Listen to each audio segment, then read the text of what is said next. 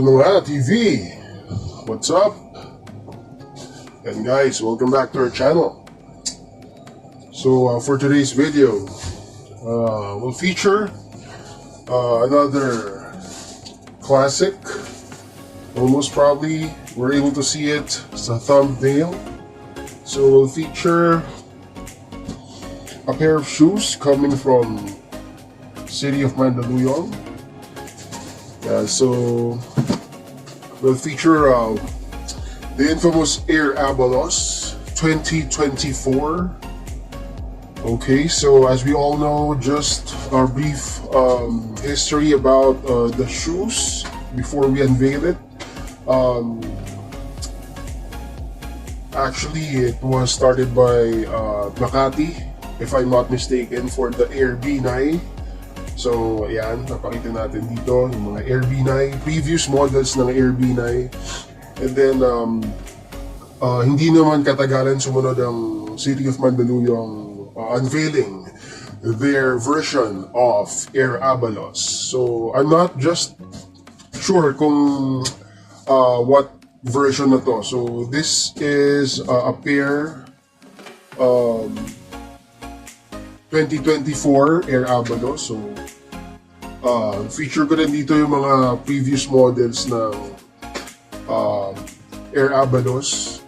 Okay, so, and kanina lang, I was able to learn that San Juan Mayor Francis Zamora unveiled San Juan's finest shoes din. I'm not sure kung Air Zamora din yun, but ito yung ganyang itsura, yan. So, huwag natin patagalin to guys. Ito na nga. So, first off, as you can see, City of Mandaluyong coming from a pouch. And by the way guys, this is not being sold everywhere. So, you're pretty lucky to live in cities such as Makati, Mandaluyong, or San Juan.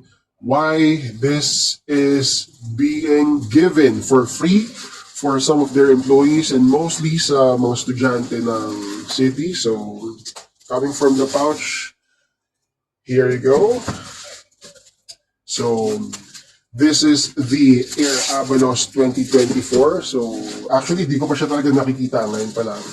So, no box. Yeah, so tabi muna natin ito. So, as you can see guys, the shoes is made by Otto. Wow, Otto pala to. So, Otto. And what I have here is a size 38. So, hindi ko alam kung anong conversion niya sa US size. But, ito yung itsura niya. So, medyo slick siya. Actually, malambot. Maganda. Maganda actually. So, top view niya, the laces here. Okay. So, dito sa may shootang, there's a logo, City of Mandaluyong. Yeah, so before, if I'm not mistaken, nandito. So, ito, for the 2024 version, I think ito ang kanilang kulay, black and white, which I believe suits for students din. Kasi, wow. So, tingnan nyo guys. Parang familiar siya sa isang ano, no? Team Jordan. So, i-search natin yan and I'll try to siguro include ko dito yung sinasabi kong kamukha yung Jordan na to. So, pero grabe Otto pala siya And then, yung likod niya yan. Guys, so wala siyang label dito, nor dito. Pero guys, ang lambot niya to. Lambot niya. Para siyang New Balance yung dating niya. Yan, New Balance yan.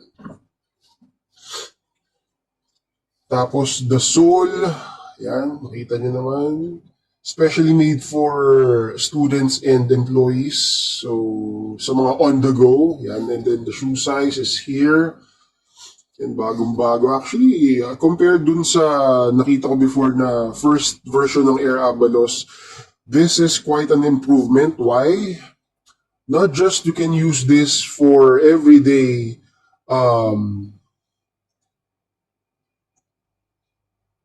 You can also use this pamporma. Siguro, hindi naman lahat malalaman na, oy, that's the Air Abalos 2024. Pero it's up to you. Yan, no? Pare, ang ganda niya, no? Siguro, one thing that I noticed na siguro needs improvement is yung shoelace. The shoelace itself, I'm not a fan of yung round type na shoelace na mga ganito. Yan. Tsaka siguro sana medyo hinabaan pa nila yung shootang para talagang kita. Kapag suot mo yung sapatos, kita yung ano, no? Yan. So, okay naman siya. Try sana natin, no? But, apparently, hindi kasya sa atin tong size 38 kasi nga, mali ito masyado. So, I just got this from a friend. And he gave it to me. So, which I'm sure I'm gonna keep it for remembrance lang.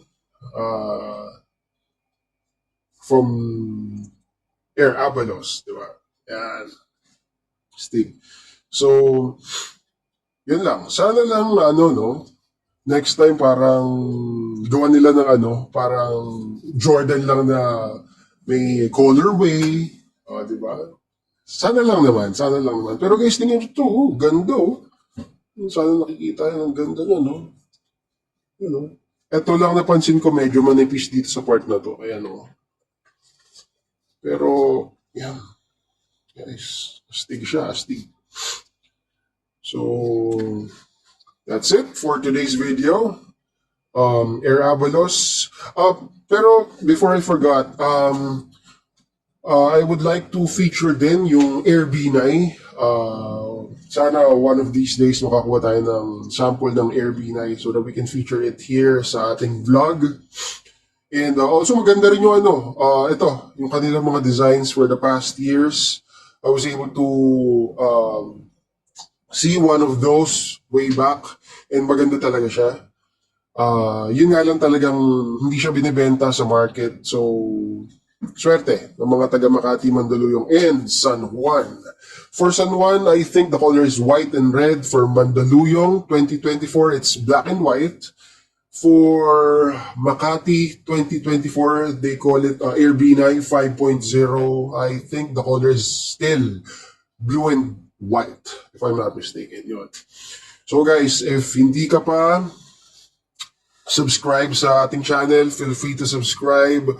Ito na nga TV.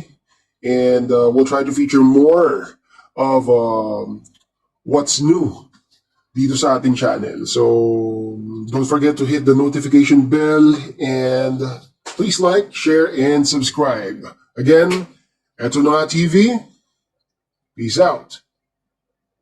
Hey!